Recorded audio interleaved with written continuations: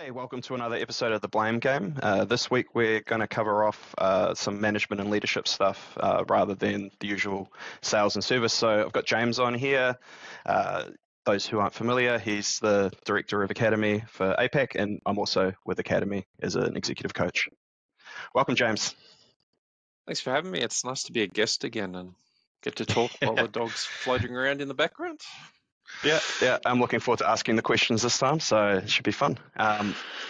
Cool. So what I wanted to talk to you about today is something I see a lot of, and you've probably seen a lot of yourself and experienced probably to some extent, the conflict between expectations, accountability, and responsibility. And what I mean by that is that you have an expectation that someone, maybe a manager or a member of your team, has to achieve these specific targets. Let's say service manager, you want to be more profitable as a department, but accountability and what they are actually responsible don't align with that expectation because maybe you're not giving them access to see the P&L. You don't know what their team gets paid. They don't know what the hard cogs are, the tools and software that they're leveraging for their team.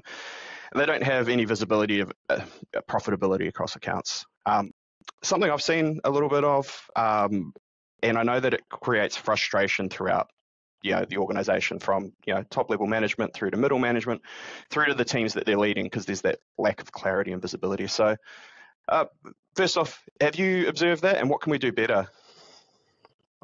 It happens all the time, and there's generally a reason for it. A lot of the time, say owners giving their service manager that new role.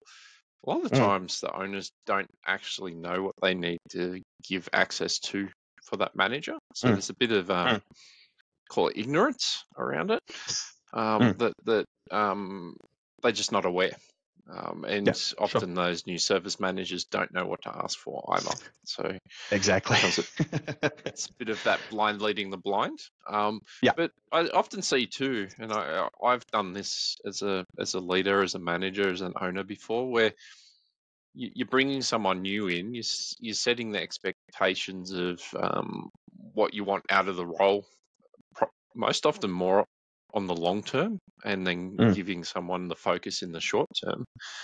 You may say, I want service to run better, and you may mention that we're going to run it more profitably, but giving someone like that that's coming into the role new and fresh all the information at once, they often become overwhelmed, and then they procrastinate and they struggle to actually achieve anything. So a lot of the times it can be setting them up for failure through giving them too much information as well. Yeah, sure. I can definitely understand that.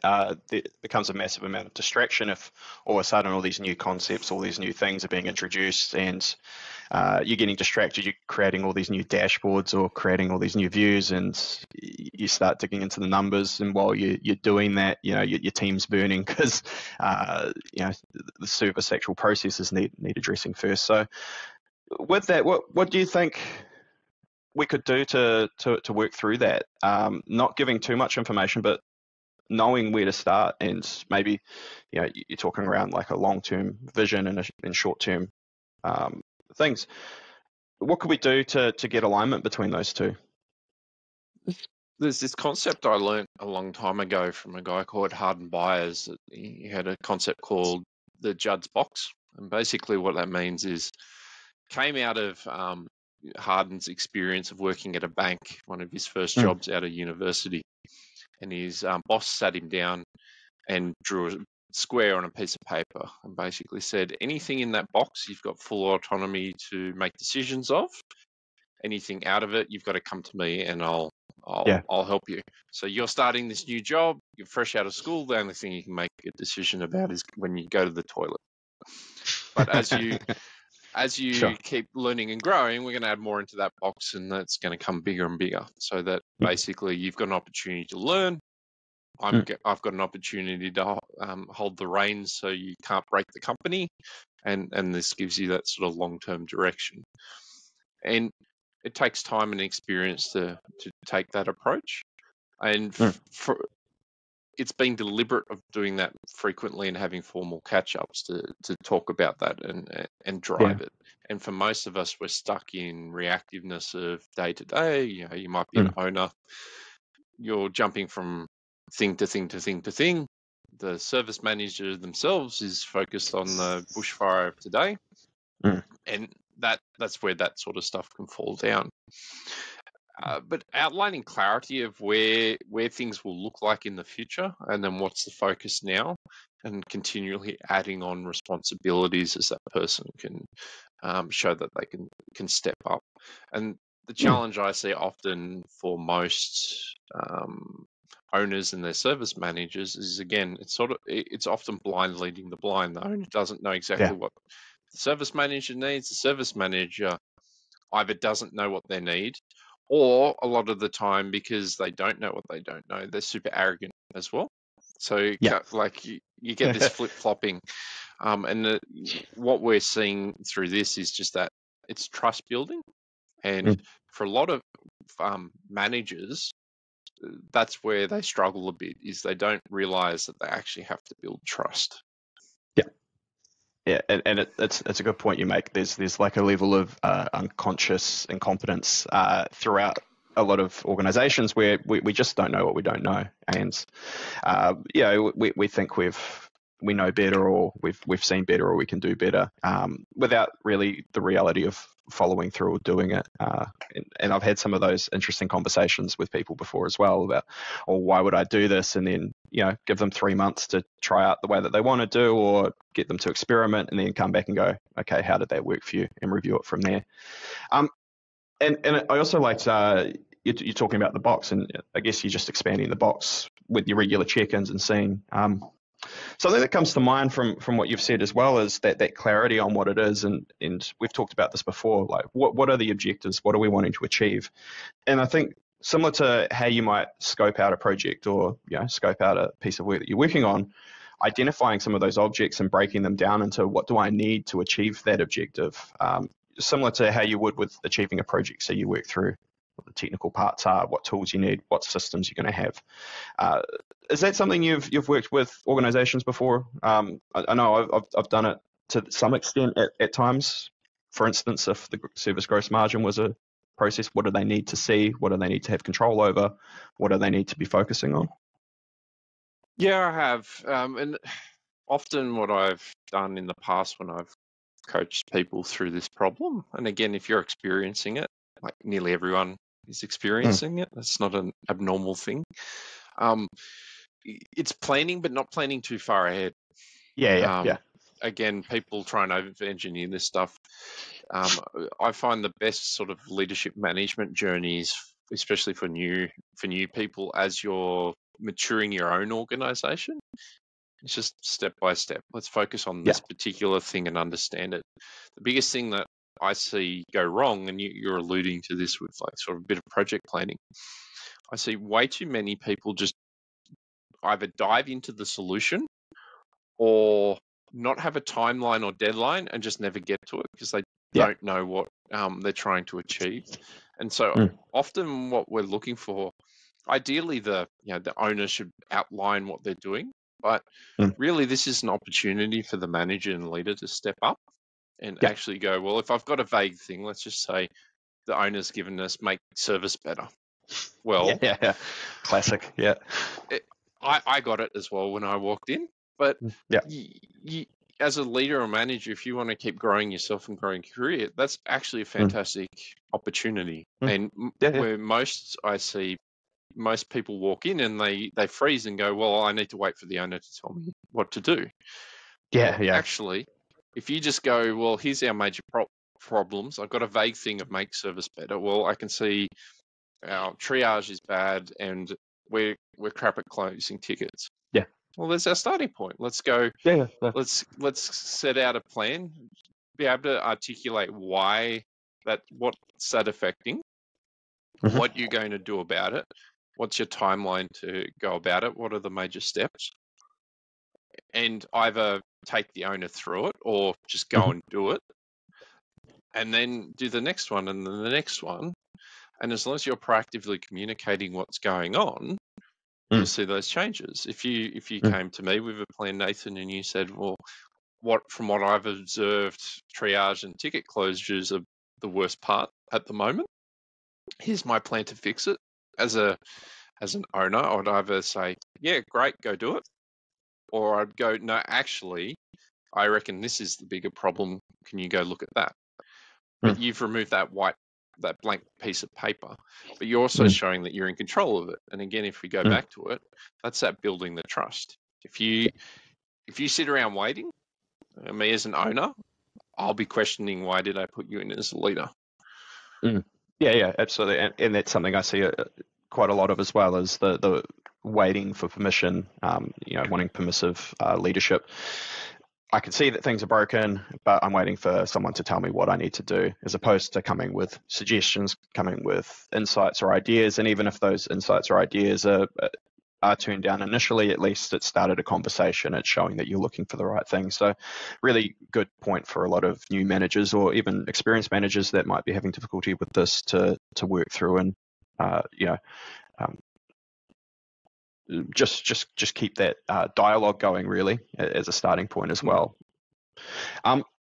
So in an ideal state that works, and it works most of the time, but there will be people that have trouble letting go, and it's kind of the crux of why I wanted to talk to you about it today. Maybe their team is showing or demonstrating that they can make decisions and they can do things, but they're still not feeling backed in their decisions. Like if they make a decision and it goes wrong, they're going to get punished, or their decisions are getting overruled regularly because the owner or the leader wants to go back to how things have always been because it's comfortable for them. And that makes it hard for people to step up because not stepping away. How from the other perspective, because we can talk about what we can do to manage up and demonstrate that we're capable. What advice would you give to people that have trouble with stepping back, the discomfort of stepping back, or the concern, and how can they step back and be safe? I'll start with, like what you said, generally most people will step back once there's trust and they can see that it's happening. So often if they're not doing that, there's a reason why. But there becomes that certain point, like you said, of like people just can't let go. The owner's more comfortable in muscle and feel, that kind of stuff. So at a certain point, I'll talk from the owner's perspective. There's a certain point as an owner, you've got to have that awareness of, if you want to grow and become more mature, you have to let go and want to let go and actually take steps to do that. And I'll talk about the steps in a minute.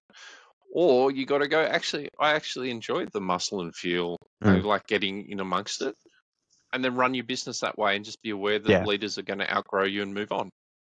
And that's perfectly okay. It might work very well to have young leaders come through and you set them up for the next career point and while you're in amongst it. That's perfectly okay. But you've got to be deliberate. If you're just being reactive and not being self-aware, you're only ever going to have friction and frustration. So once you have that awareness point, what you've got to start looking at is putting in place more structure and stop relying on your gut instinct. And when I say that is, don't take your eye off the ball, but start putting in place meeting rhythms. So you put in a proper leadership meeting with an agenda and have key numbers in there. Have dashboards in over the different departments and view what the metrics are and know what success is and what goes wrong with that. And start getting used to not going in and fixing the problem. Just ask the leader, especially in the leadership meeting, go, why is the numbers like this? And see how they respond. So we need to still gauge where our leaders and managers are up to in terms of their skill set, the Judd's box concept.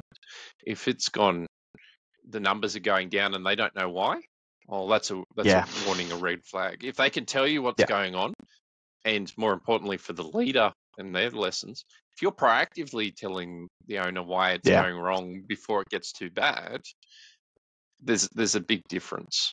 So I'd say it's that putting that structure in place is probably the biggest key to it. Yeah, great points too. I think there's a level of experimentation when you're trying to improve what is broken or what you want to, just make better. So in those cases, it can be a case that yes, something will get worse, like our CSAT might drop because we go to a triage process where we don't fix it there and then on the phone as an example, because that changes the client's experience and expectations. Having that awareness, like you said, great to have. If you're completely oblivious and either don't know the numbers are going down or don't know they're going down at all, that is where people will tend to jump in and try and take the reins back. But I think to your point as well, that you have to get comfortable with there being some level of discomfort in your business as you are letting go of the reins, because if you don't, and this goes for anyone who is in a role that's more senior to other people, down to senior engineers, all across different parts of business. If you're not comfortable with that discomfort and you're continually jumping in and doing the work for other people, you're always going to do that work, and that's going to limit you in the long run as well.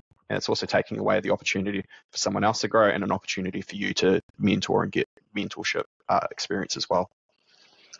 And there's a certain point in that journey as well where the person, if you're having to do that and they're not changing, and even when you step back, they're just not the right person for the role. Yeah, for sure. Yeah, no, absolutely. All right, let's wrap it up on a more positive note. Then they're not the right person for the role. 3 things that you'd recommend from your perspective, on the owner's perspective, and then I'll add 3 things for me to add as well. Okay. From an owner's perspective, the biggest thing I think is making sure you've got enough self-awareness of where you're at, where the business is at, where your person is at, and if you're not quite sure, get some outsider's perspective. If you've got young junior leaders, which the majority of companies do in this part of the world, get them outside support. Apart from the fact you're not going to have time to do it, you probably don't know what best practices are either, which isn't meant as an insult. It's more, you've built up this business organically. You've been able to do things certain ways because you are just the boss. And I've seen that personally myself, where I can rock up and do certain things and I can get away with it. But if the team did it, then I would have heaps of complaints from clients. So being aware that there's a difference is quite important. And then the third is set up the structure and take on a journey. So put in a good leadership meeting rhythm, have a decent agenda, use the level 10 concept from EOS, get some key business numbers. You only need 5 to 10, and start looking at them. And don't think this is a set and forget thing. Like you've mentioned, it's experimentation. You'll go on a journey, things will change, you'll adapt. That's a good thing. But if you walk into this thinking, I can just do this once and it's set and forget, it will crumble down around everything, because it'll become stagnant and static, and your leadership team will pick up that sort of thinking as well. And it'll just cause more frustrations than probably if you would just stick with muscle and feel than putting rigidity around what will become static. Yeah, nice. Cool, thanks for that. A few things that I can think of that come to mind is first getting clarity around what matters and what's expected of you. So if that is a case of I want to fix service, asking what that means, or asking what a desirable end state is. And then you take a look at the numbers. If you don't have access to numbers, ask for them. Get what level of visibility you can have to start with. Maybe focus more on the flow of work than the financials to start with, if that's the level that you're going to get. Look at where 2 or 3 things are broken and focus on those things first. Don't focus on everything, because there will always be multiple things wrong with the service department. You've got to work through and determine which parts you need to fix first. The next part I'd say is come with suggestions. Identify where things aren't working what you can do to fix them, and communicate throughout, and also communicate when things aren't working well or things go off track. Don't shy away from uncomfortable conversations. Don't shy away from reporting things as bad as they are, because often that's the opportunity when you're making things that aren't working super visible. You can actually address and fix them rather than hiding them. They become something that festers in the background.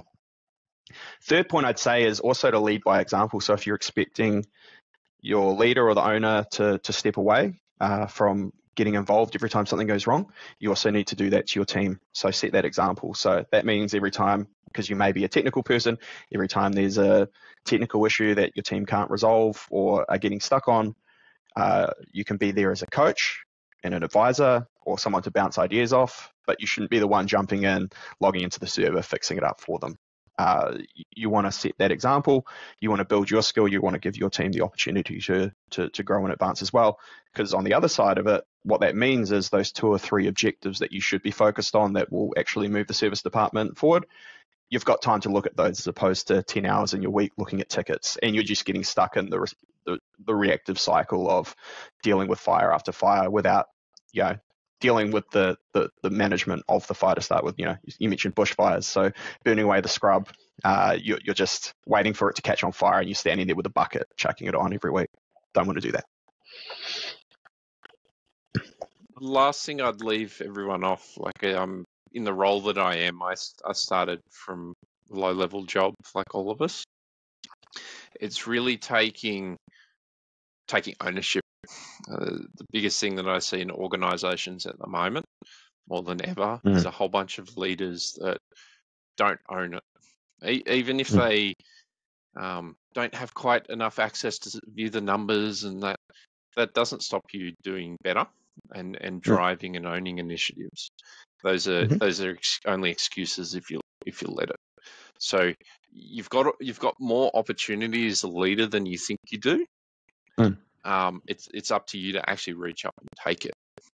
Yeah, absolutely. And like you said, access to the data and things like that. I think that's a great point. I remember when I was a senior engineer or in senior consulting roles, and if I wanted to know what was going on in the clients or where we were inefficient, I was just exporting ticket data into a CSV file and doing pivot tables on it. I didn't need a fancy dashboard, anything like that. And I was able to identify heaps of opportunities to improve and get lots of work through it. We're generating lots of professional services work through just sleuthing around in tickets. So that's a great place to start as well if you are new to service management or team leadership and you're wanting to understand. It's just exporting ticket data, running some pivot tables on it, seeing where your trends are. Cool. All right, thanks for the chat, James. It was great, and hopefully a few people will get some good insights out of it. I think they will. Thanks for having me.